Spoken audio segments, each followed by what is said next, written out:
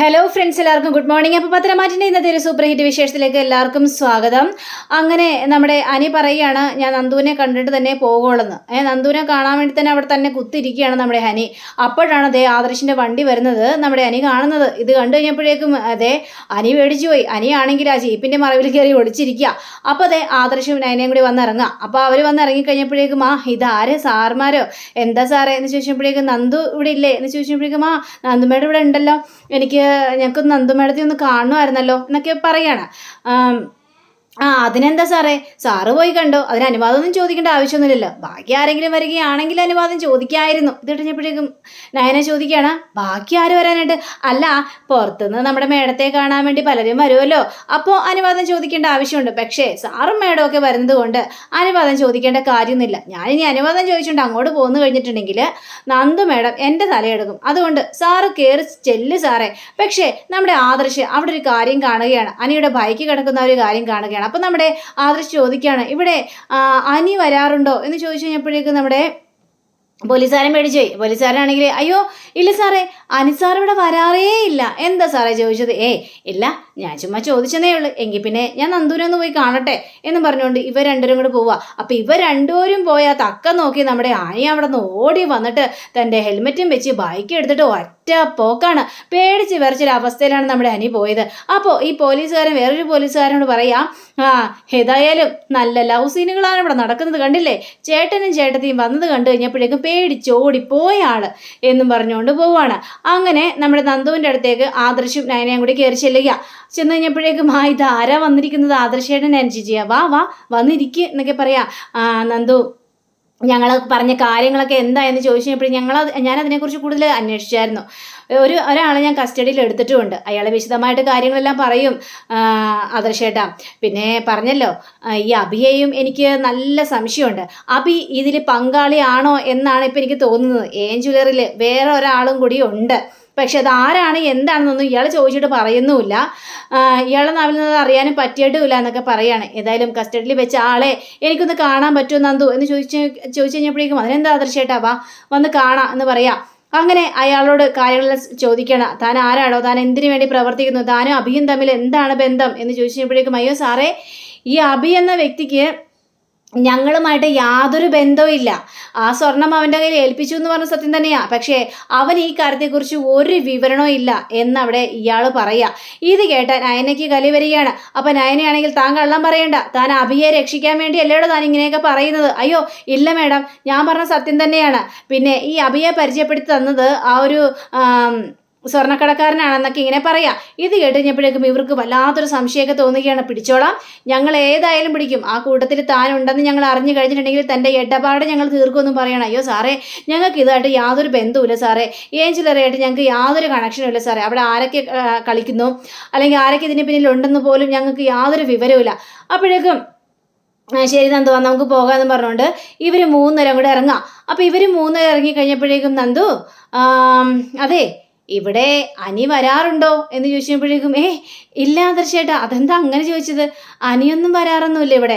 അപ്പം നയനയാണെങ്കിൽ നീ അങ്ങനെ പറയുന്നുണ്ടെങ്കിൽ ഞങ്ങൾക്കൊരു സംശയമുണ്ട്, അനി വരാറുണ്ടോ, നിന്നെ കാണാറുണ്ടോ എന്നൊക്കെ. മോളെ, അങ്ങനെ ഒരു ഇതുണ്ടെങ്കിൽ നീ വിട്ടേരട്ടോ, അത് കൂടുതൽ ആപത്താകും എന്നൊക്കെ ഇങ്ങനെ പറയാണ്. ഇല്ല നയനേച്ചി. അപ്പോഴേക്കും ആദർശ്, നന്ദു ഇന്നലെ നിൻ്റെ ബർത്ത്ഡേ ആയിരുന്നില്ലേ? അതെ ആദർശേട്ടാ, ഇന്നലെ എൻ്റെ ബർത്ത്ഡേ ആയിരുന്നു എന്നും പറഞ്ഞ് നമ്മുടെ ആദർശ് വണ്ടിയിൽ നിന്നൊരു ഗിഫ്റ്റ് എടുത്തിട്ട് നന്ദുവിന് കൊടുക്കുകയാണ്. അയ്യോ ഇതെന്താ ആദർശേട്ടാ? അതെ, ഇന്നലെ നിനക്ക് ഗിഫ്റ്റ് തരണമെന്നൊക്കെ ഞങ്ങൾ വിചാരിച്ചതാണ്, പക്ഷേ ഓരോ തിരക്കുകൾ കാരണം മോളെ തരാനായിട്ട് സാധിച്ചില്ല. എന്തായാലും ബർത്ത്ഡേ കഴിഞ്ഞെങ്കിലും ഹാപ്പി ബർത്ത്ഡേ ടു യു എന്നൊക്കെ പറഞ്ഞുകൊണ്ട് നന്ദുവിന് ആ ഒരു ഗിഫ്റ്റ് കൊടുക്കുക, നന്ദു മേടിക്കുകയും ചെയ്യണം ആദർശേട്ടാ. അതൊന്നും വേണ്ടായിരുന്നല്ലോ ആദർശേട്ടാ. അപ്പം നയന, നിനക്ക് 2 ജോഡി ഡ്രസ്സും പിന്നെ അതിൽ കുറച്ച് ഓർണമെൻറ്റ്സും ഉണ്ട്. ആഹാ കൊള്ളാം, ഇത്രയും വലിയ ഗിഫ്റ്റ് ആയിരുന്നോ? എന്നിട്ടാണ് നിസ്സാര ഗിഫ്റ്റ് എന്നൊക്കെ പറയുന്നത്. മോളെ, നിനക്ക് വേണ്ടി ഞങ്ങൾക്ക് ഒന്നും ചെയ്യാനായിട്ട് സാധിച്ചിട്ടില്ലല്ലോ, പക്ഷേ നീ ഞങ്ങൾക്ക് വേണ്ടി ഒരുപാട് കിടന്ന് ഓടുന്നുണ്ടെന്ന് പറയണം. എനിക്ക് കുറേ തിരക്കുകളൊക്കെ ഉണ്ട്, പക്ഷേ എന്തൊക്കെ വന്നാലും എൻ്റെ ഫാമിലിയാണല്ലോ എനിക്ക് മുഖ്യം. അതുകൊണ്ട് ആദർശൻ്റെയും നയനേച്ചിയുടെയും കാര്യത്തിൽ എനിക്കൊരു തീരുമാനം എടുത്തേ മതിയാവുള്ളൂ. അതുകൊണ്ടാണ് നിങ്ങൾക്ക് വേണ്ടി ഞാൻ ഓടി നടക്കുന്നത്. അതൊന്നും വലിയ ഔദാര്യമായിട്ട് കരുതണ്ട എന്നൊക്കെ ഇങ്ങനെ നമ്മുടെ നന്ദു പറയാണ്. മോളെ, ഏതായാലും നീ ഞങ്ങൾക്ക് വേണ്ടി ഓടുന്നുണ്ടല്ലോ, അത് തന്നെ വളരെയേറെ സന്തോഷം. എങ്കിൽ പിന്നെ ഞങ്ങൾ പോയിക്കോട്ടെ. ശരി എന്ന് പറഞ്ഞുകൊണ്ട് ഇവർ വണ്ടി കയറി പോവുക. അങ്ങനെ നമ്മുടെ നന്ദു നേരെ അകത്തേക്ക് കയറുകയാണ്. അപ്പോൾ ഭയങ്കര സങ്കടം തോന്നിയ, കാരണം ആദർശ് ആ ഒരു കാര്യം പറഞ്ഞ കാര്യത്തെക്കുറിച്ച് ആലോചിച്ച് നന്ദുവിന് സങ്കടം തോന്നിയ. കാരണം ആദർശ് ഇങ്ങനെ പറഞ്ഞായിരുന്നു, ഈ നിന്റെ ബർത്ത്ഡേ സമയം തന്നെയായിരുന്നു എൻ്റെ ഇളയമ്മയുടെയും വെഡിങ് ആനിവേഴ്സറി. അപ്പോൾ അതിനു വേണ്ടി ഈ അനിയും അമ്മയും അച്ഛനും കൂടി പുറത്തേക്ക് പോയിരുന്നു, അവിടെ ഫുഡുകളെല്ലാം കഴിച്ചിരുന്നു, അതുകൊണ്ട് അവനും വലിയ തിരക്കായിരുന്നു എന്നൊക്കെയാണ് അവിടെ പറഞ്ഞത്. അപ്പോഴാണ് നന്ദുവിനൊരു കാര്യം മനസ്സിലായത്, അയ്യോടാ അതുകൊണ്ടായിരിക്കും അനി എന്നെ കാണാൻ വരാതിരുന്നത് എന്നൊക്കെ നന്ദു ഇങ്ങനെ ചിന്തിച്ചുകൊണ്ടിരിക്കുമ്പോഴാണ് അനിയുടെ ഒരു മെസ്സേജ് നന്ദുവിൻ്റെ ഫോണിലേക്ക് വരുന്നത്. അപ്പോൾ നന്ദുവിൻ്റെ ഫോണിലേക്ക് വരുന്നത് കണ്ടു കഴിഞ്ഞപ്പോഴേക്കും നന്ദു ഓൺ ചെയ്ത് നോക്കുക. അതൊരു വോയിസ് മെസ്സേജ് ആയിരുന്നു. നന്ദു, അതെ, നിൻ്റെ ബർത്ത്ഡേ അന്ന് തന്നെയായിരുന്നു എൻ്റെ അമ്മയുടെ അച്ഛൻ്റെയും വെഡിങ് ആനിവേഴ്സറി. പക്ഷെ അതെനിക്ക് ഞാൻ ആ കാര്യം മറന്നുപോയായിരുന്നു. എല്ലാ വെഡിങ് ആനിവേഴ്സറിക്ക് ഞാൻ നമുക്കൊരു ഗിഫ്റ്റ് കൊടുക്കുന്നതാണ്. പക്ഷേ നിൻ്റെ അടുത്ത് വരാൻ വേണ്ടി ഞാൻ ഒരുങ്ങി പിടിച്ച് നിനക്ക് വേണ്ടി ഗിഫ്റ്റ് എല്ലാം കരുതി വെച്ച് അവിടെ പൊതിഞ്ഞെല്ലാം വെച്ചതാണ്. ആ സമയത്താണ് അമ്മ റൂമിലേക്ക് കയറി വന്ന് എന്നോട് പ്രശ്നം ഉണ്ടാക്കിയത്. നീ എൻ്റെ വെഡിങ് ആനിവേഴ്സറി മറന്നു പോയല്ലോ മോനെ, എന്നെക്കുറിച്ച് ഞാൻ എന്നാലും അങ്ങനെ വിചാരിച്ചില്ലല്ലോ എന്ന് പറഞ്ഞുകൊണ്ട് അമ്മ നോക്കുമ്പോൾ ഒരു ഗിഫ്റ്റ് ഇരിക്കുന്നത് കാണുന്നത്. ഇത് കണ്ട അമ്മയാണെങ്കിൽ, ആഹാ, അപ്പോൾ വെഡിങ് ആനിവേഴ്സറി ആണെന്ന് നിനക്ക് അറിയാമായിരുന്നല്ലേ, എന്നിട്ട് നീ എന്നെ പറ്റിച്ചാണല്ലേ. അങ്ങനെ അമ്മ ആ ഗിഫ്റ്റ് തുറന്നു നോക്കി. എൻ്റെ നന്ദു, അമ്മ തെറ്റിദ്ധരിച്ചു. നിനക്ക് വേണ്ടി എടുത്ത ഗിഫ്റ്റ് അത് അമ്മയ്ക്കാണ് ഞാൻ മേടിച്ചതെന്ന് അമ്മ തെറ്റിദ്ധരിച്ചിട്ട് ഒരു ഡയമണ്ട് നെക്ലസും അതൊരു കമ്മലുമായിരുന്നു. അതൊക്കെ ഇട്ട് അമ്മ ഭയങ്കര സന്തോഷത്തിലാണ്. പിന്നെ അച്ഛൻ്റെയും അമ്മയുടെ ഒപ്പം എനിക്ക് ഹോട്ടലിലേക്ക് പോകേണ്ടി വന്നു, അവരോടൊപ്പം നിന്ന് ഭക്ഷണം കഴിക്കേണ്ടി വന്നു നന്ദു. അതുകൊണ്ടാണ് നീ വിളിച്ചപ്പോഴും എനിക്ക് നിന്റെ കോൾ എടുക്കാൻ പറ്റാതിരുന്നത് എന്ന വിശദമായ കാര്യങ്ങൾ മുഴുവനും അനി അവിടെ പറയുകയാണ്. അപ്പം ഇതൊക്കെ കേട്ട് കഴിഞ്ഞപ്പോഴേക്കും നന്ദുവിന് ഭയങ്കര സങ്കടം തോന്നുക. പിന്നെ നന്ദു, ഞാൻ നിനക്ക് മേടിച്ച ഗിഫ്റ്റിൻ്റെ ഫോട്ടോ ഞാൻ അയച്ചിട്ടുണ്ട്. പക്ഷെ അത് അയച്ചതുകൊണ്ട് വലിയ കാര്യമില്ലെന്ന് അറിയാം, എന്നാലും നിനക്ക് വേണ്ടി ഞാൻ ആഗ്രഹിച്ച് മേടിച്ച ഗിഫ്റ്റാണ് എന്ന് പറഞ്ഞുകൊണ്ട് ആ ഗിഫ്റ്റിൻ്റെ ഫോട്ടോ നോക്കിക്കഴിഞ്ഞപ്പോഴേക്കും നന്ദുവിന് ഭയങ്കര സന്തോഷം തോന്നിങ്ങനെ ഉടനെ തന്നെ നന്ദു നേരെ അനിയെ വിളിക്കുക. അപ്പം ഈ നന്ദുവിൻ്റെ കോളും പ്രതീക്ഷിച്ചിരിക്കുകയായിരുന്നു നമ്മുടെ അനി. അപ്പോൾ നന്ദുവിൻ്റെ കോൾ കണ്ടുകഴിഞ്ഞപ്പോഴേക്കും ഉടനെ തന്നെ കോൾ എടുത്തിട്ട്, ഹലോ നന്ദു എന്ന് പറഞ്ഞുകൊണ്ട്, അനി എനിക്ക് നിന്നെ ഇപ്പം കാണണം, നീ ഇങ്ങോട്ട് വരണം അനി. ഞാൻ വിചാരിച്ചിരുന്നത് നീ എന്നെ തിരിച്ചടി കിട്ടിയെന്ന് വിചാരിച്ചുകൊണ്ടാണ് ഞാനിരുന്നത്. നീ എന്നെ വീണ്ടും പറ്റിക്കുകയാണ് എന്നാണ് ഞാൻ വിചാരിച്ചത് അനി. നീ എന്നോട് ക്ഷമിക്കണം, നിന്നെ എനിക്ക് ഇപ്പം തന്നെ കാണാം. അതിനെന്താ നന്ദു, ഞാൻ നിന്നെ കണ്ടിട്ടേ പോകുള്ളൂ പറഞ്ഞാണ് അവരുടെ മുന്നിൽ നിന്നത്. പിന്നെ ആദർശേട്ടനെ അനുസരിച്ച് വരുന്നത് കണ്ടുകഴിഞ്ഞപ്പോഴേക്കും ഞാൻ വിളിച്ചിരിക്കുമായിരുന്നു. അതുകൊണ്ട് ഞാൻ നിന്നെ കണ്ടിട്ടേ പോകുള്ളൂ നന്ദു, ദേതാ വരുന്നു എന്നും പറഞ്ഞുകൊണ്ട് നമ്മുടെ അനി നേരെ നന്ദുവിൻ്റെ അടുത്തേക്ക് ഓടി ചെല്ലുക. അവർക്ക് രണ്ടുപേർക്കും പരസ്പരം കണ്ടു കഴിഞ്ഞപ്പോഴേക്കും ഭയങ്കര സന്തോഷം തോന്നിക്കുക. ഉടനെ അനി നന്ദുവിനെ കയറി അങ്ങോട്ട് കെട്ടിപ്പിടിച്ച് കഴിഞ്ഞപ്പോഴേക്കും, അനി ഇതെന്താ പരിസരബോധം ഇല്ലേ, പരിസരം മറന്നിട്ടാണ് ഈ കിടന്ന് കാണിച്ചു കൂട്ടുന്നത്. എന്നാലും നന്ദു, നീ എന്നെ തെറ്റിദ്ധരിച്ചല്ലോ. ഞാൻ തെറ്റിദ്ധരിച്ചത് ഞാൻ പറഞ്ഞല്ലോ. ഞാൻ വിചാരിച്ചത് അനി എന്നോട് പകരം വീട്ടുകയാണെന്നാ. പക്ഷേ ഇപ്പോഴല്ലേ കാര്യങ്ങളെല്ലാം മനസ്സിലായത്, എന്നോട് ക്ഷമിക്കണം എന്നൊക്കെ ഇങ്ങനെ പറയാം. അതൊക്കെ ഞാൻ എപ്പോഴും ക്ഷമിച്ചു കഴിഞ്ഞു. പക്ഷേ എന്തായാലും നമുക്കൊന്ന് കൂടണം. ഇനി അനി എന്ത് പറഞ്ഞാലും ഞാൻ അനുസരിക്കും. അനി നിനക്ക് എവിടെയാണ് കൂടേണ്ടത്, എവിടെയാണ് നമുക്ക് പോകേണ്ടതെന്ന് ചോദിക്കുമ്പോൾ, ഇന്നത്തെ ഡിന്നർ നമുക്ക് ഒരുമിച്ചാകണം. ഓക്കെ, ഡിന്നർ ആയിക്കോട്ടെ, പക്ഷേ ചെയ്ത പ്ലാനുകളെല്ലാം നടക്കണമേ, അല്ലെങ്കിൽ അത് വല്ലാത്ത മോശമായിപ്പോൾ. ഉറപ്പായിട്ടും ഈ പ്ലാൻ നടന്നിരിക്കും. അല്ല, നിനക്ക് നവീൻ തന്ന മോതിരം എവിടെ എന്ന് ചോദിച്ചപ്പോഴേക്കും ആ മോതിരം കാണിച്ചു കൊടുക്കുകയാണ്.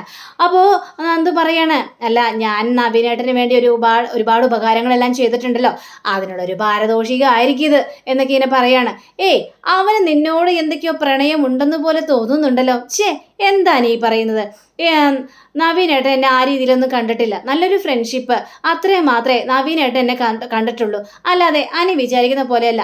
എന്തെങ്കിലും ആവട്ടെ, ഇന്ന് നമ്മൾക്ക് ഏതായാലും പുറത്തേക്ക് പോകണം കേട്ടോ, ഉറപ്പായിട്ടും അനി, ഉറപ്പായിട്ടും നമ്മൾ രണ്ടുപേരും പുറത്തേക്ക് പോകും. അങ്ങനെ അനി പോകുന്നതിന് മുമ്പ് തന്നെ നമ്മുടെ നന്ദുവിനെ ഒന്നും കൂടി അവിടെ കെട്ടിപ്പിടിക്കുക. എന്നിട്ട് അനി അവിടെ നിന്ന് പാഞ്ഞങ്ങോട്ട് ഇറങ്ങുക. നന്ദുവിന് ഭയങ്കര സന്തോഷം തോന്നി. അപ്പോൾ അനി അവിടെ നിന്ന് ഇറങ്ങുന്നുണ്ടെങ്കിൽ എന്താണ് സാറേ, നന്ദു മേഡത്തെ കണ്ടോ എന്നൊക്കെ ചോദിച്ചപ്പോഴേക്കും, പിന്നെ അല്ലാതെ ഞാൻ കാണാതെ എന്നൊക്കെ പറഞ്ഞപ്പോഴേക്കും, നടക്കട്ടെ. പിന്നെ ആദർശ് സാറ് വന്നു കഴിഞ്ഞപ്പോഴേക്കും ചോദിച്ചായിരുന്നു ഇവിടെ അനി സാറ് വരുന്നുണ്ടോ എന്ന്. അയ്യോ, എന്നിട്ട് സാർ എന്ത് പറഞ്ഞു? ഞാൻ വരുന്നുണ്ടെന്നാണോ പറഞ്ഞത്? ഞാൻ പറഞ്ഞു വരുന്നില്ലേ എന്ന്. വളരെയേറെ ഉപകാരം കേട്ടോ എന്നും പറഞ്ഞുകൊണ്ട് വണ്ടി എടുത്തിട്ട് നമ്മുടെ അനി പോവുകയാണ്. അപ്പോൾ അനിയുടെ ആ പോകെ കണ്ടപ്പോഴേ ഇവിടെ നല്ലൊരു പ്രണയം പൂത്തുലയുന്നുണ്ട്. അവരുടേതായ വഴിക്ക് അവർ നടക്കട്ടെ എന്നും പറഞ്ഞുകൊണ്ട് അങ്ങനെ നമ്മുടെ ആദർശിനെ കാണിക്കുകയാണ്. ആദർശിനെ നമ്മുടെ മാളവികയുടെ കോള് വരിക. അപ്പം മാളവിക പറയുകയാണ്, എൻ്റെ ആദർശ് സാറേ, ഞാൻ അയാളോട് തിരിച്ചു മറിച്ചൊക്കെ ചോദിച്ചു. ഈ DCN എല്ലാം ആർക്കാണ് അയച്ചു കൊടുത്തതെന്ന്. പക്ഷെ അയാൾ പറയാനായിട്ട് കൂട്ടാക്കുന്നില്ല. എൻ്റെ പരമാവധി ഞാൻ ശ്രമിച്ചു. പക്ഷെ അയാളുടെ വായിൽ നിന്നൊരു വാക്ക് പോലും വന്നില്ല. അയാൾ പറയില്ലെന്നേ. പക്ഷേ അയാളുടെ പിന്നിൽ ഒരാൾ കളിക്കുന്നുണ്ടെന്ന് നമുക്കറിയാമല്ലോ എന്നൊക്കെ പറയാണ്. പക്ഷേ ഈ ഡേവിഡ് ഒരു മണ്ടനാണ് സാറേ. അയാൾക്ക് DCN ഇതൊന്നും കുറിച്ച് യാതൊരു വിവരവുമില്ല. അങ്ങനെ ഡേവിഡിനെ മണ്ടായെന്നൊന്നും വിളിക്കേണ്ട മാളവിക. അയാള് നല്ലൊരു ബിസിനസ്സുകാരനാ. അതുകൊണ്ടാണല്ലോ പിന്നിൽ നിന്ന് കളിച്ച ഇയാളെ MD ആയിട്ട് അവിടെ നിയമിച്ചിരിക്കുന്നത്. അത് നമുക്ക് ഉറപ്പായി. പക്ഷെ ഇയാൾ ആ കമ്പനിയുടെ MD ആണെന്ന് എനിക്ക് യാതൊരു വിശ്വാസവുമില്ല. ഇയാളുടെ പിന്നിൽ വലിയൊരാൾ തന്നെ ഉണ്ടെന്ന് പറയാണ്. അതാ അവർ സാറേ, ഇനി അത് കണ്ടുപിടിച്ചേ ഞാൻ അടങ്ങോളെന്ന് പറഞ്ഞുകൊണ്ട് ഫോൺ വയ്ക്കുക. അപ്പോൾ നമ്മുടെ നയന ചായയായിട്ട് വരികയാണ്. നയന കാര്യങ്ങളെല്ലാം ചോദിച്ചു കഴിഞ്ഞപ്പോഴേക്കും X എന്ന് പറഞ്ഞ ആൾ തന്നെയാണ് ഈ ഡിസൈനുകൾ മുഴുവനും നോക്കുന്നത്. പക്ഷേ അതാരാണ്, എന്തിനു വേണ്ടി നമ്മുടെ കുടുംബം തകർക്കാനായിട്ട് നോക്കണം, അതിനു വേണ്ടിയാണ് ഇപ്പോൾ നമ്മൾ ചിന്തിക്കേണ്ടത് എന്നൊക്കെ ഇങ്ങനെ പറയാം. അങ്ങനെ പറഞ്ഞപ്പോഴേക്കും ഉറപ്പായിട്ടത് കണ്ടെത്താനായിട്ട് സാധിക്കുമെന്നും ഇവരിങ്ങനെ സംസാരിക്കുകയാണ്. അങ്ങനെ നമ്മുടെ നയനയും ആ ഒരു വലിയൊരു തീരുമാനത്തിലെത്ത്. പിന്നീട് കാണിക്കുന്നത് നമ്മുടെ അനന്തമൂർത്തിയാണ്. അപ്പോൾ മൂർത്തി മുത്തശ്ശനൊരു കോള് വരികയാണ്. നവീൻ്റെ അപ്പൂപ്പൻ്റെ കോളായിരുന്നു. അപ്പോൾ എന്തായടോ, കുറേ നാളായാലോ വിളിച്ചിട്ട്. അപ്പോൾ എന്തൊക്കെയുണ്ട് മൂർത്തി, നല്ല വിശേഷം തന്നെയാണെന്ന് ചോദിച്ചപ്പോഴേക്കും ഇവിടെ കുഴപ്പമൊന്നുമില്ല, പിന്നെ ഇവിടുത്തെ ചില കാര്യങ്ങളൊക്കെ നിങ്ങൾ അറിഞ്ഞല്ലോ എന്നൊക്കെ പറയാണ്. അതെ, ഞങ്ങൾക്ക് അങ്ങോട്ടൊന്ന് വന്നാൽ കൊള്ളാമെന്നുണ്ട്. ഒരു പെണ്ണ് കാണൽ. പെണ്ണ് കാണലോ? എന്ത് പെണ്ണ് കാണൽ? അതല്ല, അവന്തികയുടെ കാര്യത്തെക്കുറിച്ചാണ് ഞാൻ പറഞ്ഞതേ. അവന്തികയുടെയും നവീൻ്റെയും കല്യാണം നടത്തിയാലോ എന്ന് എൻ്റെ മനസ്സിലൊരു ആഗ്രഹമുണ്ട്. ഇനി നിങ്ങൾ പറയുന്നത് പോലെ തന്നെ അതൊരു അടിപൊളി നല്ല ആലോചനയാണല്ലോടോ. എടോ, എന്നാ ഇങ്ങോട്ട് പോരുന്നേ, നമുക്കതൊന്ന് ആലോചിച്ച് കളഞ്ഞേക്കാം. ഏതായാലും വളരെ സന്തോഷമുണ്ട് കേട്ടോ എന്നും പറഞ്ഞുകൊണ്ടാട്ടെ ഫോൺ വയ്ക്കാം. അപ്പോൾ നവീനെ വിളിച്ചിട്ട് മുത്തശ്ശൻ കാര്യങ്ങളെല്ലാം സംസാരിക്കുകയാണ്. നവീനെ, നമുക്ക് ഇന്ന് ഒരു ഇടം വരെയും പോകണം എന്ന് പറഞ്ഞപ്പോഴേക്കും മുത്തശ്ശ, എങ്ങോട്ടാണ് മുത്തശ്ശ എന്ന് ചോദിക്കുകയാണ്. അതൊക്കെ ഉണ്ട്, അതൊക്കെ അവിടെ ചെല്ലുമ്പോൾ നീ അറിഞ്ഞാൽ മതി. എന്താ മുത്തശ്ശ, ഒരു പെണ്ണ് കാണൽ ചടങ്ങ് മണക്കുന്നുണ്ടല്ലോ. ഇനി പെണ്ണ് കാണൽ വല്ലതുമാണ്. എന്താടാ, നിനക്ക് ഉപകാരപ്പെട്ട കാര്യം തന്നെയാണ് മുത്തശ്ശൻ്റെ ഭാവവും സംസാരമൊക്കെ കേൾക്കുമ്പോൾ ഒരു പെണ്ണ് കാണലിൻ്റെ ഒരു രീതിയിലാണ് എനിക്ക് തോന്നുന്നത്. പിന്നെ അങ്ങനെ വല്ല സംഭവിക്കുകയാണെങ്കിൽ അമ്മയ്ക്കൊരു കാഴ്ചപ്പാട്, എനിക്കൊരു കാഴ്ചപ്പാട്, രണ്ടും കൂടി ഒത്തു വന്നാൽ മാത്രമേ ഞാൻ കല്യാണത്തിന് സമ്മതിക്കുള്ളൂ കേട്ടോ. അല്ലാതെ ഞാൻ സമ്മതിക്കുന്ന പ്രശ്നമില്ല. ശരിയടാ, ഓക്കെ, നീ ആദ്യം ഒന്ന് അങ്ങോട്ട് വാ, എന്നാൽ മാത്രമല്ലേ നമുക്ക് കാര്യങ്ങളെല്ലാം മനസ്സിലാവുള്ളൂ. ശരി, മുത്തശ്ശൻ വിളിച്ച സ്ഥിതിക്ക് ഞാൻ ഉറപ്പായിട്ടും വന്നിരിക്കാം എന്നും പറഞ്ഞുകൊണ്ട് നമ്മുടെ ഈ നവീൻ അങ്ങനെ സംസാരിക്കുകയാണ്. അപ്പം അങ്ങനെയും കാണിച്ചുകൊണ്ടാണ് നമ്മുടെ ഇന്നത്തെ റിവ്യൂടെ അവസാനിച്ചിരിക്കുന്നത്. അടുത്ത റിവ്യൂവിനായി കാത്തിരിക്കുക, സബ്സ്ക്രൈബ് ചെയ്യുക. എല്ലാവർക്കും നല്ലൊരു ദിനം ആശംസിക്കുന്നു. നമസ്കാരം. Thank you. ബൈ.